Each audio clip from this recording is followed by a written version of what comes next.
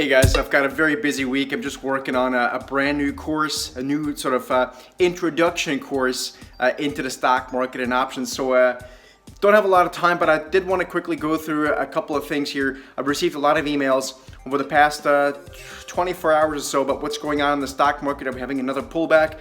So while I'm waiting for my coffee machine here to heat up, I want to quickly go through a couple of things. I don't think it's time to freak out. There's a bunch of news things out there taking place. Let me just real quickly take you through a couple of charts. We'll have a look at it. Actually, guys, one more quick thing before we look at the charts. Number one, I'm going to be in London, England. I think from about April the 12th for about a week or so. For all of you guys in London, England, let me know if you want to meet up. I'm going to set up a quick meetup, I believe, on Monday the 18th or something of April. Anyway, if you're in London, England, and you want to meet up, I'm happy to treat you for a beer or coffee, whatever. Let me know. Let's have a look at that. Also, the Arlington, Texas workshop, we've now moved it to early May. I believe it's May 11th and 12th. Have a look down below in the link so you can have a look at the updated date for that. We also have early bird pricing available now. So if you want to take advantage of that, join us for a couple days for a super awesome, fun trading workshop. Make sure to look down at the link down below, watch the video and information about it, and I'd love to see you guys in Texas. So let's have a look at some of these charts. Okay, real quick, let's have a look at a couple of charts. By the way, some of you guys have commented that I look like I'm flying a helicopter when I wear these headsets. Why am I wearing them? I don't know. I guess that just feels more comfortable.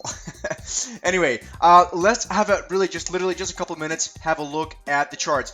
We've had a little bit of a damage, another outside reversal day taking place on the 5th of April, and we don't want to be overly reacting to the markets, which is kind of the point I'm trying to make here. And I always say, listen, the more you can take a step back from the market, the more perspective you can gain. Now, of course, you do have to react when things actually start going awry or things start looking really good, and you got to buy more.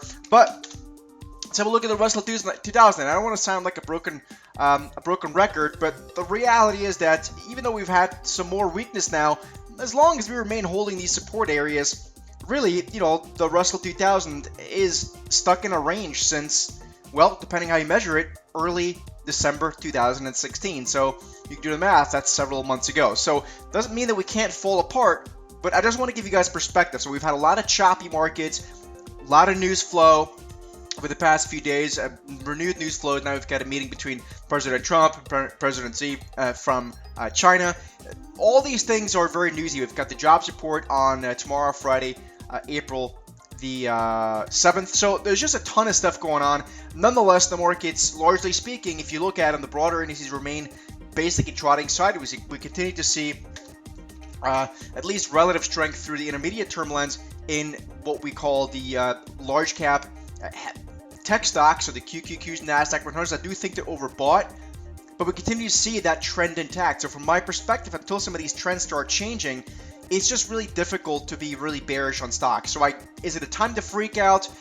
No, it's not. I don't think this time to freak out. Could we have a drawdown of a couple percent into the broader indices? Of course, that's always possible. But for the broader perspective that I'm trying to give you, just continue to look at some of these charts. Even the VIX, the S&P 500 implied volatility index, it's not exactly screaming high. So semiconductor stocks have taken a bit of a sort of punch here to the face, with stocks like Nvidia that are a little bit under pressure. In full disclosure, we're a little bit playing into the short side now for a bit of a trade, very near term, but nonetheless in full disclosure. But things, largely speaking, are holding up. It's not like things are really falling apart. Even financials, which are really, really important, they've had, largely speaking, if you just kind of forget that bump that we had up here, for the most part, we've basically been trotting sideways since early December 2016. Now, some people are talking about potentially a head and shoulders pattern, which ultimately would mean that maybe the financials start falling apart. But until we start breaking below a little bit more further support,